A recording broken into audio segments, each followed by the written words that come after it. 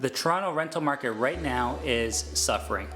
And it seems like the same thing can be said about major cities around the world.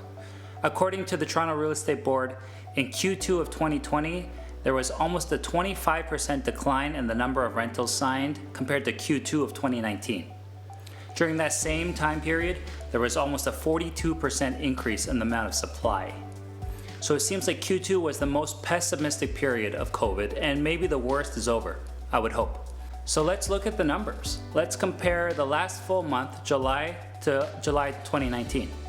Specifically, why don't we start off by looking at the number of leases signed in a few specific neighborhoods that are probably most relevant to the viewers.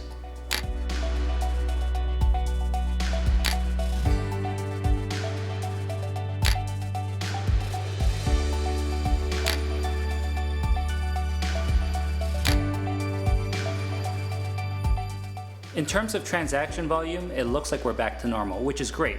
So let's switch our focus now to price. Let's look at the same neighborhoods and let's compare the same time periods.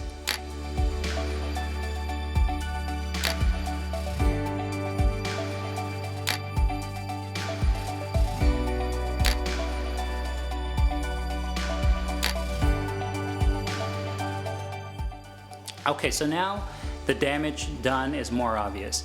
Unless you're a renter, this is great news if you're renting. But prices have clearly come down from last year. So why exactly is this happening? Why are prices down? Well, here are my observations from conversations with landlords and tenants. The obvious answer is that a lot of people are working from home for the remainder of the year. So there's no benefit to being close to work if you don't have to go in. And with social distancing, it's not even as much fun to be downtown anymore. So I'm experiencing this firsthand with a lot of clients that are timing their return downtown with their return to work. So until they need to be back in the office, this segment of the market seems content to stay where they are. Another reason is the uncertainty around schooling. I have listings in areas that are heavily populated with international students, and they make up most of the showings I got for those rental listings, but we just haven't been getting those listings in recent months. I would love to see the stats on just how impacted Ontario schools are from the lack of international student enrollment. Even with students from here in Ontario, out-of-town students. I personally have a rental property downtown that was a student housing, and from March and on, the house was practically vacant because the kids were out of school and online learning. So needless to say, when their lease expired in August, they didn't renew.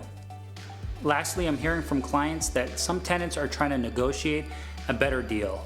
So maybe they signed a lease last year that today seems expensive, so they're going to the landlords, they're asking for a better deal, and if they don't get it, they're gonna go elsewhere.